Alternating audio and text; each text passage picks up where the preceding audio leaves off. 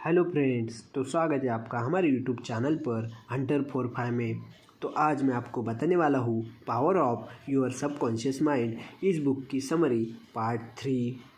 तो इसमें हम देखने वाले 7वां चैप्टर अवचेतन का झुकाव जीवन की तरफ है। आपका 90% से अधिक मानसिक जीवन अवचेतन है। अगर आप इस अद्भुत शक्ति का प्रयोग नहीं करेंगे तो आप बहुत संकीर्ण सीमाओं के लिए अभिक्षिप्त होंगे। आपका अवचेतन मन सोता नहीं है, बल्कि दिन के 24 घंटे काम करता है। अधिक व्यापक और उदात्त जीवन की महत्वाकांक्षाएं, प्रेरणाएं और सपने अवचेतन से ही उत्पन्न होते हैं। आपका अवचेतन आपसे अंतर्ज्ञान, आवेगों, अनुभूतियों, संकेतों, मनोकामनाओं और विचारों के जरिए बात करता है। हमेशा आपको प्रेरित करता है कि उठो, बाधाएं पार करो, विकास करो, आगे बढ़ो, रोमांच हासिल करो और ज़्यादा ऊंचाई पर पहुंचो। प्रेम करने या दूसरों का जीवन बचाने की इच्छा आपके अवचेतन की गहराई से आते हैं। आपके चेतन मन द्वारा सोचा और सच माना गया हर विचार आपके कॉर्टेक्स द्वारा मस्तिष्क के अन्य अंगों तक भेजा जाता है, जो आपके अवचेतन मन का साथ देते हैं। फिर अवचेतन मन इसे आपके शरीर में बनाता है और वास्तविकता के रूप में संसार में लाता है। चेतन मन हमेशा बाहरी अनुभूति और इंद्रियगत प्रमाण के कारण इसमें हस्तक्षेप करता है।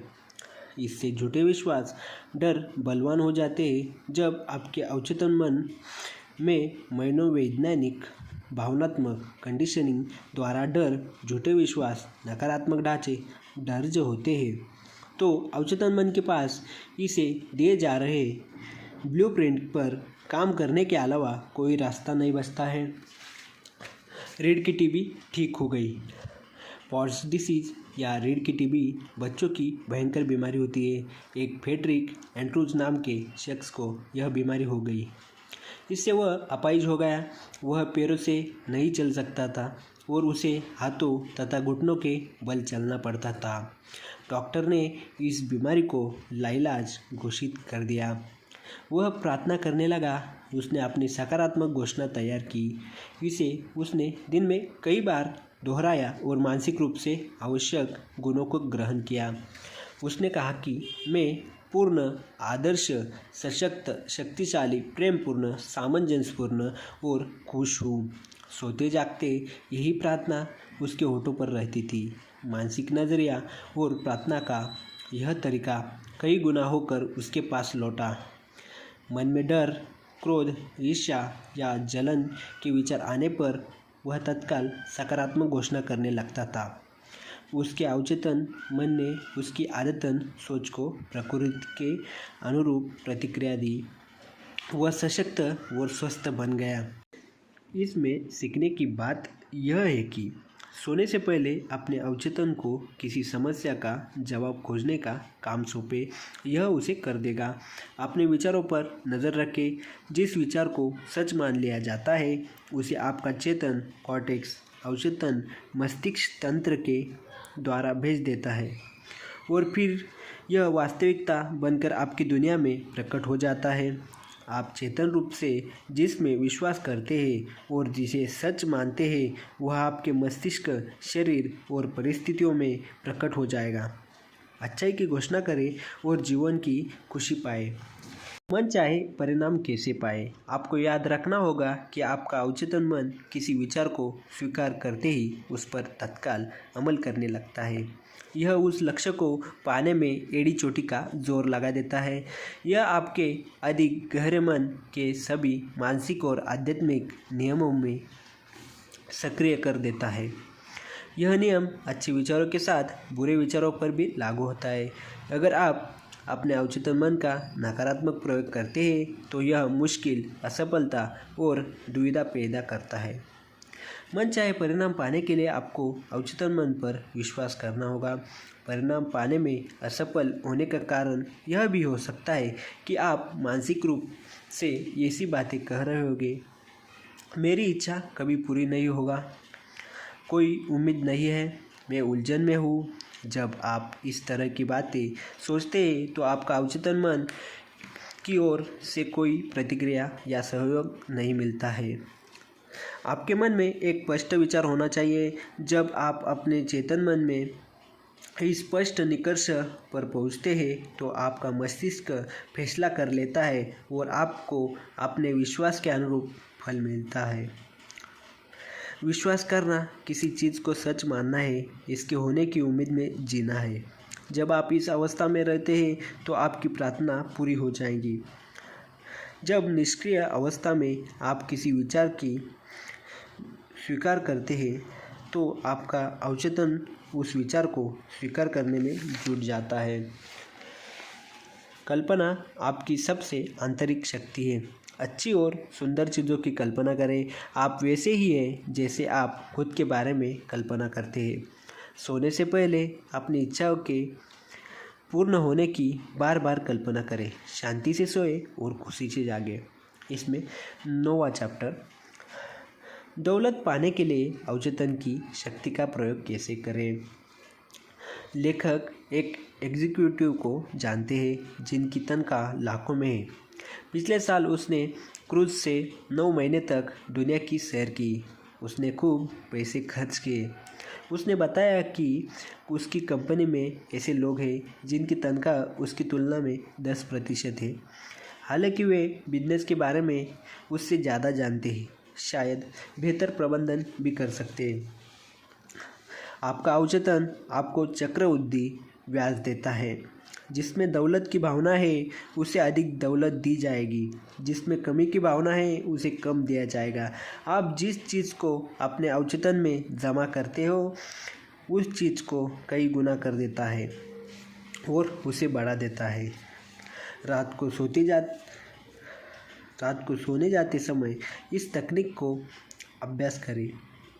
दौलत का शब्द शांति, सरलता और भावना से दोहराएं। ऐसा बार बार करें। दौलत शब्द बोलते हुए सोए।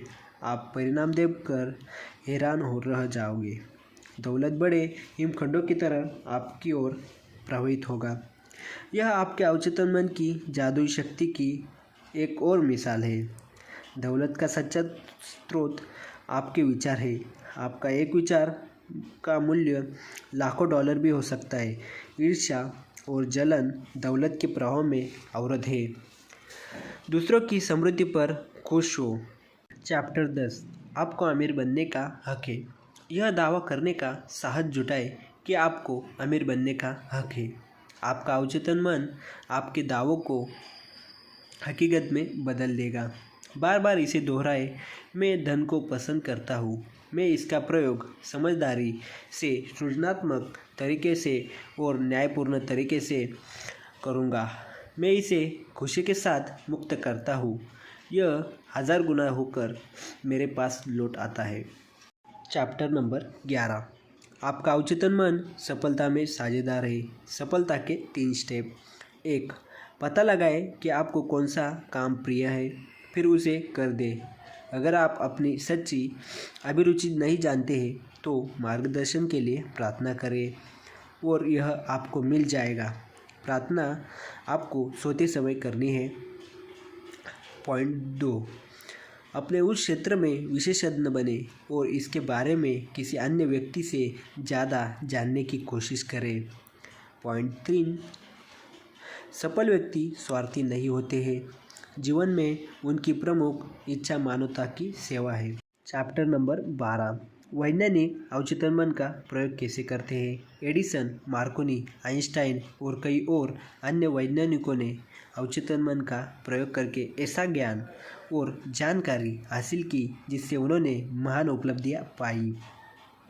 टेस्ला अवचेतन मन की शक्ति पर विश्वास करते थे और उसका इस्तेमाल भी करते थे।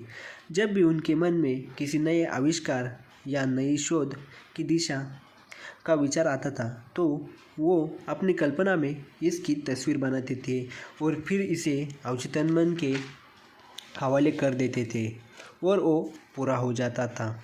चैप्टर नंबर 13, आपका अवचेतन और नींद के चमत्कार।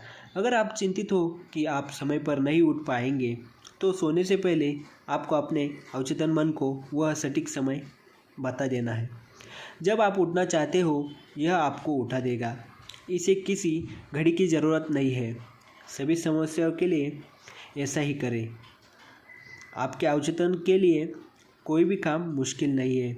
नींद के दौरान आप आध्यात्मिक रूप से तरोताज़ा होते हैं। जीवन में खुशी और स्फूर्ति के लिए पर्याप्त नींद अनिवार्य है।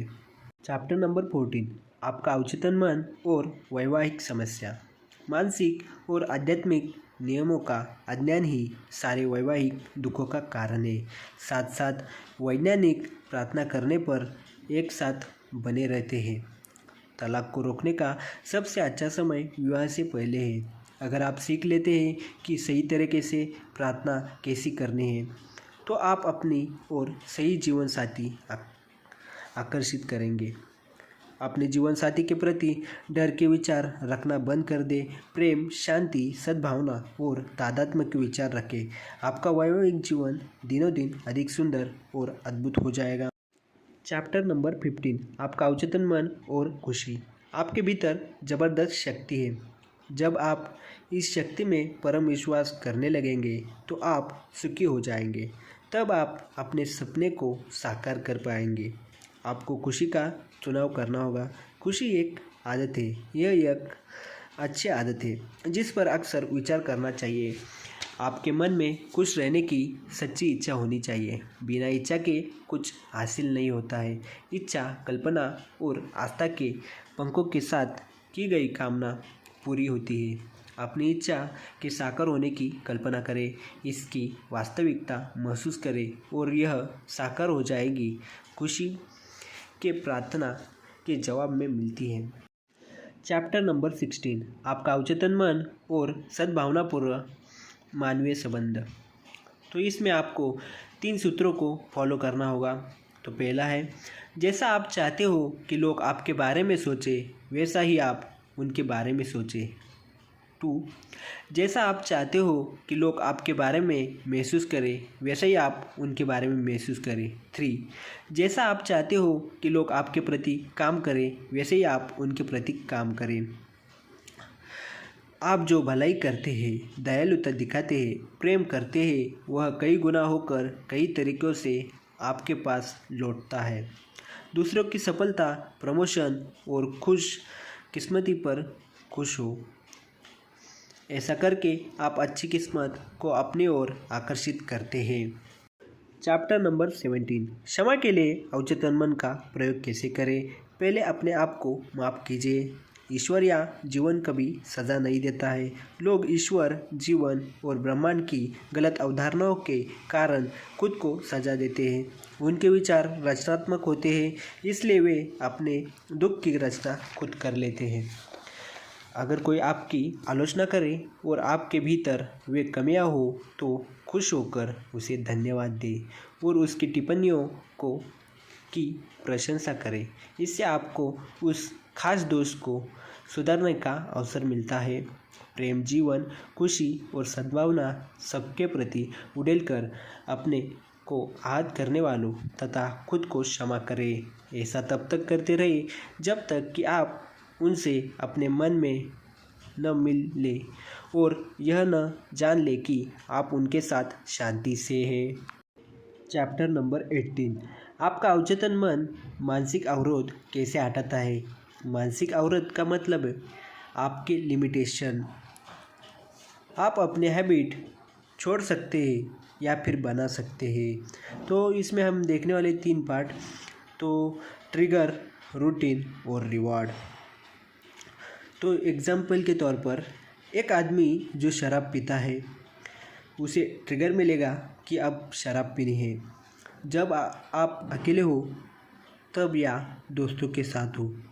रूटीन में जब वो आदमी शराब पीता है। रिवार्ड वो है कि उसे शराब पीने के बाद उसे मिला, उसका टेंशन कम हुआ और उसको सुकून मिला। तो हमें इस आदत को रोकने के लिए हमें माइंड को डाइवर्ट करना होगा, उस विचार को रोकना होगा। चैप्टर नंबर 19, डर भगाने के लिए अवचेतन मन का प्रयोग कैसे करें। लेखक के एक विद्यार्थी को उसके व्यावसायिक सम्मेलन के वार्षिक समारोह में भाषण देने के लिए आमंत्रित किया गया था।